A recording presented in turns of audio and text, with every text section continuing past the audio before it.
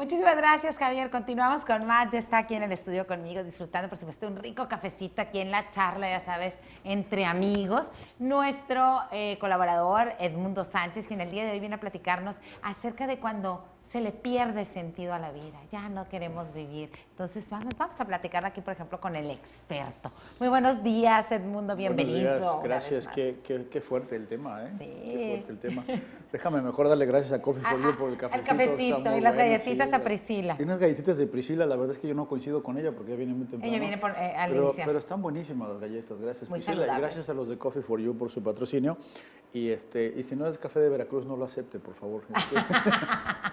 Eso me gustó. No se crea. Oye, fíjate que, te digo, está muy fuerte el planteamiento cuando se le pierde sentido a la vida. No quiero ser cínico, sí. pero yo primero preguntaría, ¿y alguna vez la tuvo? ¿No? ¿Alguna vez la tuvo? Porque yo veo con tristeza mucha gente que deambula por la vida sin un sentido, ¿no? Tener sentido a la vida es Anda como zombies. Anda como zombie. Tener sentido, fíjate lo que significa. Tener sentido significa dos cosas. Una, que tenga dirección, ¿no? Cuando decimos esta es una calle de un solo sentido. Okay. Va para allá. Ajá, va en una dirección. Entonces, tener sentido es tener dirección. Darle sentido es darle un lugar de llegada, digamos, a dónde va. ¿Qué quieres lograr con eso? Y el otro significado de sentido es que sea lógico, que sea coherente, que sea entendible, que tenga alguna construcción, que te haga sentido lo que estás haciendo. Okay. Y creo que mucha gente va sin los dos significados del sentido, ¿no? O sea, va, pues ahí, como la va pasando, como le va llegando, con la corriente, exactamente. Y no tiene un plan definido, no tiene un punto de llegada. Entonces, yo hace 2 o 3 semanas di una conferencia donde hablaba de la diferencia entre destino y predestinación. Y les decía, destino justamente es cuando subes un avión que te dice, este avión va con destino, o tiene como destino la Ciudad de México, tiene la Ciudad de Guadalajara. Entonces, quiere decir que esa es la dirección a la que va. Entonces, mucho tiene que ver con que el destino no es esto que nos sucede de manera inexplicable. Existe la predestinación, pero ese es un tema mucho más complicado que tiene que ver con la dimensión espiritual, sí. Tiene que ver con la reencarnación, tiene que ver con vidas pasadas, tiene que ver con algo mucho más complejo. Pero sí, para mí existe la predestinación, que son las cosas que vas a experimentar en tu vida porque así está planeado. Claro. Pero el destino no, el destino es algo que tú fijas. Voy a llegar aquí, quiero conseguir este nivel de vida, quiero tener tanto dinero, quiero tener tal carro, quiero tener tal casa. Estoy hablando de ejemplos materiales, pero también es una cuestión personal en el que quiero convertirme en una persona tolerante, amorosa, servicial, etc. Padre de familia, ser Padre una de familia, exactamente, ajá, construir una familia, tener 2 hijos, esos son metas en la vida que le van dando estilo. Entonces, este tema de tener sentido, pues va muy de la mano con eso, porque entonces la vida tiene sentido, a ver si puedo hacer esta comparación, esta reflexión. Si el destino de este avión es la Ciudad de México, y el punto de partida es Tijuana, este avión tiene que viajar en sentido hacia el sur, ¿no? Si este avión despega y agarra para el norte, no tiene sentido, no es lógico y no va a llegar a donde va, a menos que le dé toda la vuelta a la Tierra, ¿no? Imagínate. Y hay gente que va así, ¿no? En contra de la corriente y se tarda años en llegar a donde va. Entonces, ese sería como el entender qué queremos decir con sentido de la vida. La vida tiene sentido en el momento en que estamos haciendo lo que debemos o tenemos o es necesario hacer, no quiero que se queden enganchados en las palabras, para lograr lo que hemos establecido. Entonces, necesitas definir dónde estás, a dónde vas, qué es lo que tienes que hacer, y en el momento en que arrancas a hacerlo, tu vida empieza a tener sentido, porque estás viviendo lo que tienes que vivir. Hay un ejemplo que yo utilizo, Xochitl, y creo que lo he puesto aquí alguna vez, muy burdo, muy sencillo, pero creo que sirve para entender lo que quieres. Hay una aspiración subjetiva, espiritual, emocional. Quiero ser un buen padre. Ajá. Por lo general, yo creo que ese es todo. Lo voy a traducir. Esa es una aspiración. Esa no se puede medir. La tengo que traducir en algo que sea mi punto de destino, que sea una meta, que sea algo que yo quiero ver materializado. Entonces, por ejemplo, yo puedo decir quiero una casa propia o quiero una casa grande, porque una casa propia, en mi ejemplo, donde cada uno de mis hijos tenga su propia recámara, en lugar de estar 2 y 2 o lo que sea, y que tenga un espacio suficiente para que ellos puedan invitar a sus amigos, ¿no? a estudiar o a jugar o lo que sea. Entonces, ahí tienes una meta. Tienes que definir las cosas y los pasos que tienes que hacer. Entonces, por ejemplo, ¿qué necesito hacer? Bueno, pues necesito a lo mejor ahorrar el 20% del enganche para poder comprar mi casa. Entonces, en números muy sencillos, si yo quiero una casa de 1 millón de pesos, pues el 20% son 200,000. Tengo que ver cuál es mi capacidad de ahorro, mi capacidad de ingreso y decir cuánto tiempo me tardo en ahorrar 200,000 pesos. Vamos a decir que me tardo 5 años, ¿no? Porque puedo ahorrar 40,000 al año, que equivalen a 3,000 pesos mensuales, ¿no? Así sencillo. Entonces, una vez que defino eso, no sé si estoy siendo claro, está la aspiración abstracta, quiero ser un buen padre, está la meta a largo plazo, comprar una casa, está la meta intermedia, que ya es medible, ahorrar el 20%, y luego está la acción, la actividad, lo que tengo que hacer. Y 3,000 pesos al mes se convierten en 750 pesos a la semana.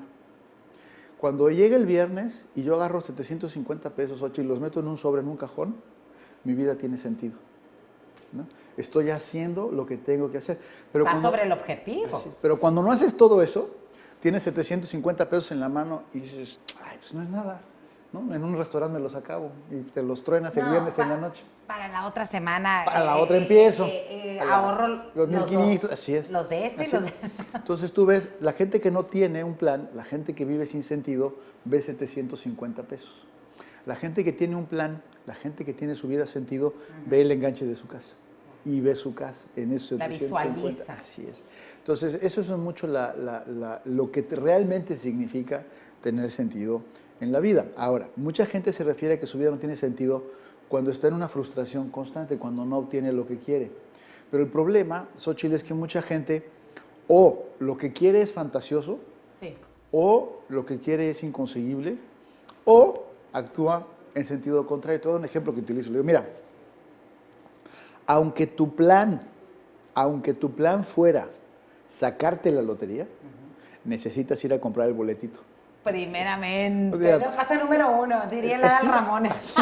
Entonces, no importa que tu plan sea hasta fantasioso y raye en el ridículo. O sea, mi plan es sacarme la lotería. Perfecto, maestro. Y ya compraste el boleto. No, fíjate que es un mes que no lo compro. Entonces, no cheque. Entonces, imagínate si sacarte la lotería requiere de una acción definida y concreta, sí, cualquier cosa en la vida requiere acción. Y yo veo esa desconexión y eso es lo que realmente produce la falta de sentido en la vida.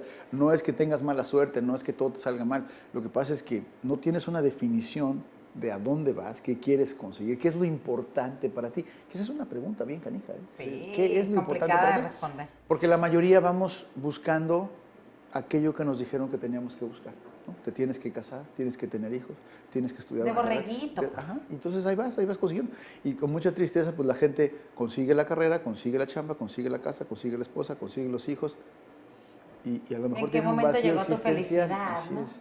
Entonces, por eso es muy importante. Y eso lo he dicho un par de personas en el programa de radio que tengo. Ayer lo decía en una consulta de coaching personal. Le digo, es que es importante que te sientes a tener una conversación muy seria contigo mismo y decir, ¿cuál es la neta? Wow. ¿No? ¿Cuál es la neta? ¿Qué es lo que realmente quieres? Así es. Porque nos da muchas veces miedo, Xochitl, de romper los esquemas y decir, es que la familia para mí no es importante. Me siento como mal, como que estoy diciendo una aberración. ¿Cómo? Si es lo que todo mundo, ¿no? Es, eres papá y cómo no va a ser lo más importante. O a priori, ¿no? Que si es que no quiero tener hijos.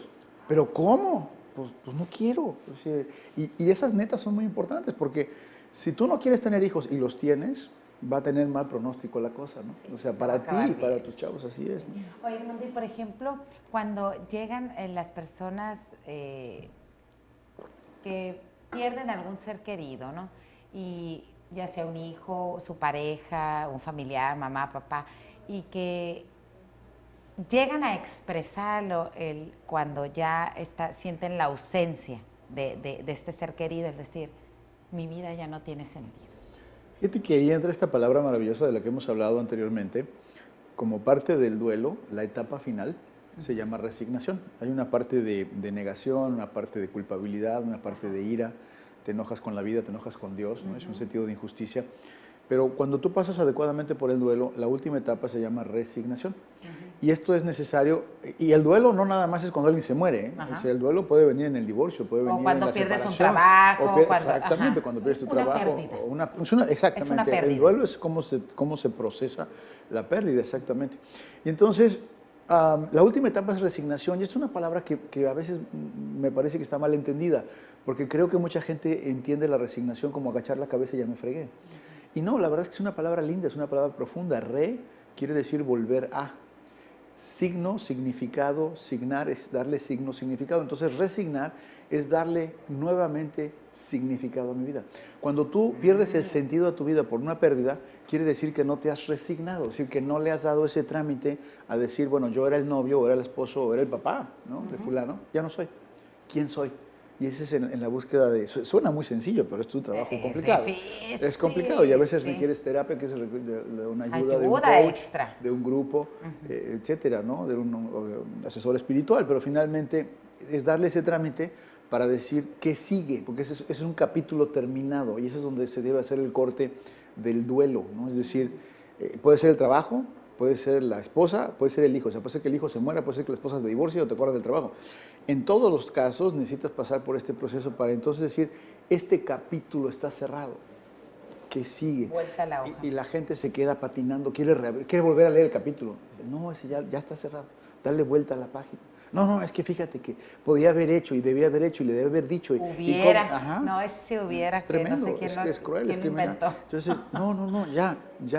Es más, vamos a releer el capítulo, es cierto, pide perdón por esto, cierra al otro, agradece aquello, cierra lo que sigue. Ya, next. Y hay gente que se queda patinando 20 años. Ciclados, ¿no? Ciclados En completamente. un momento, en una Así es. situación y que eso no nos permite seguir viviendo. Y triste y trágicamente veo que inclusive mucha gente lo utiliza como tarjeta de presentación, ¿no? Se victimiza. Soy el viudo, soy la abandonada, soy el huérfano, Y no te lo dicen con esas palabras, pero los conoces y de pronto en 10 minutos es que ya usted no sabe, pero mi marido se fue con otra, ¿no? No me diga, señora, ¿cuándo sucedió? Mañana se cumplen 20 años.